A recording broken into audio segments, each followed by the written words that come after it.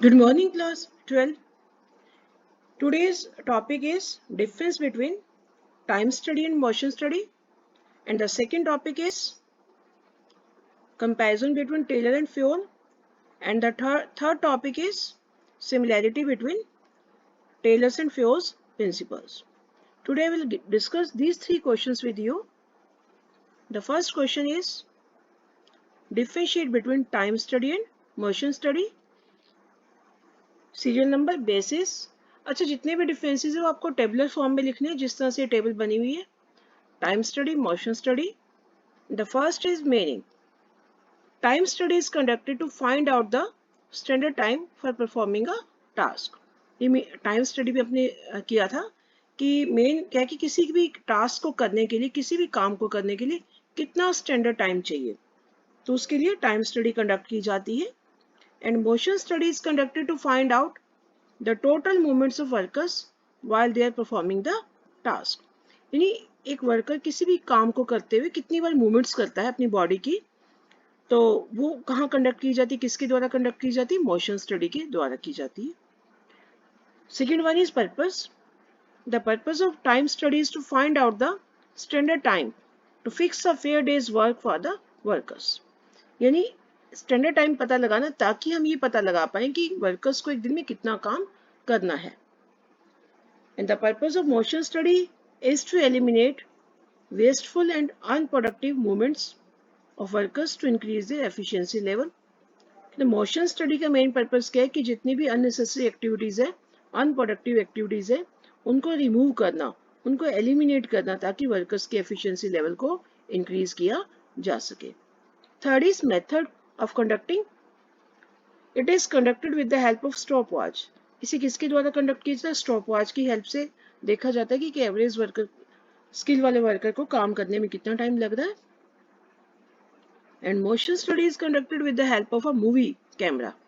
ये CCTV camera movie से जो है मूवी कैमरा से पता लगाया जा सकता है कि which keeps eye on workers movements, जो वर्कर्स की मूवमेंट्स पे पूरे नजर रखता है, ध्यान रखता है।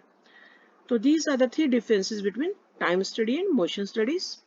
Now the second question is comparison between Taylor and Fioll।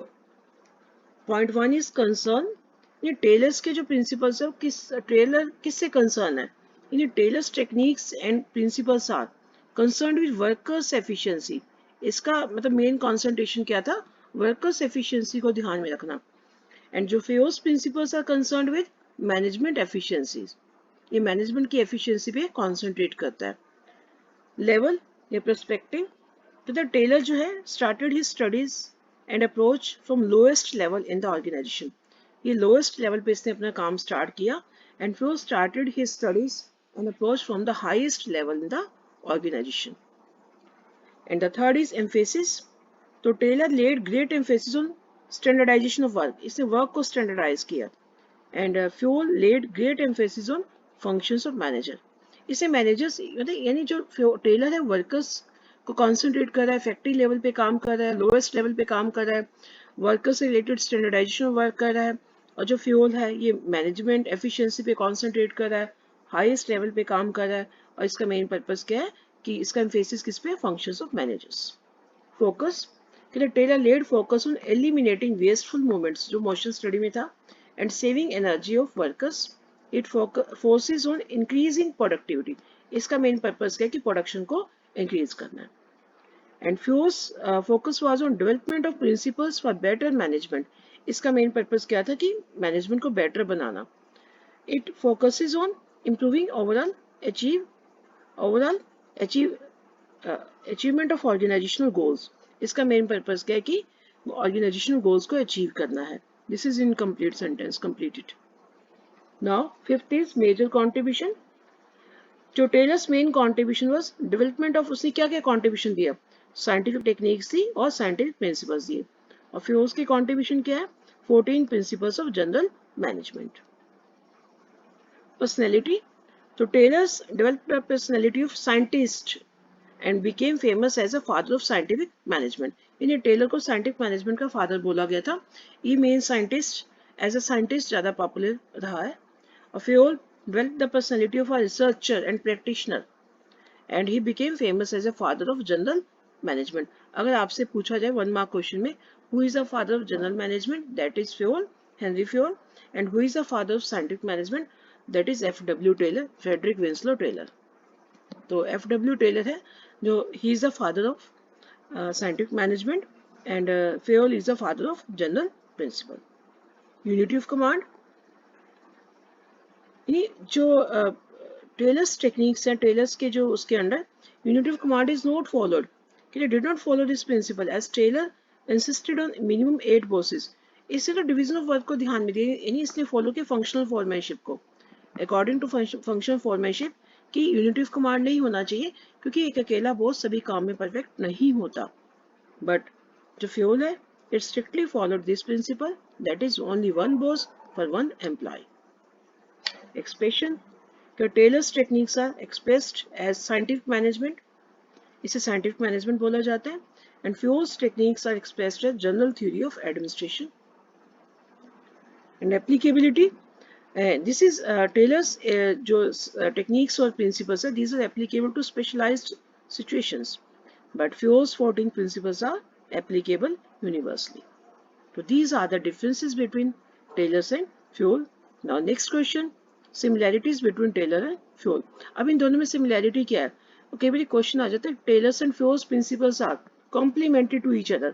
दोनों एक दूसरे के पूरक है, एक दूसरे के बिना अधूरे हैं, because both have relevance in the business due to the following reasons. One is the main aim of Taylor's as well as Fuel's, दोनों का मेन एम सेम था क्या? Maximizing the efficiency. Both insist on cooperation between employees and employers, दोनों ने cooperation पे ध्यान दिया. And third one is both give more importance to organizational interest over the individual interest.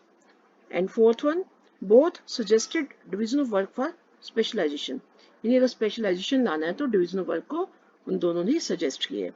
तो टेलर ने functional foremanship में किया और फ्यूल का तो प्रिंसिपल ही है first division of work. Fifth is the principles of both are used as basis for research in the field of management studies. तो मैनेजमेंट स्टडीज की फील्ड में दोनों के प्रिंसिपल्स को ही रिसर्च के बेस के लिए यूज किया गया। तो दीज आर द डिफरेंसेस जो है कॉम्प्लीमेंट्री या similarities between Taylor and Fayol. Today you have to revise 3 questions. One is difference between time study and motion study.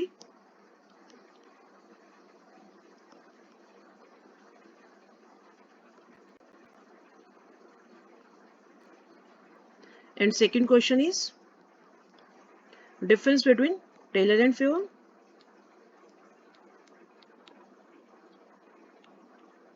Versus लिख देती हूँ Fuel. And third question, similarities.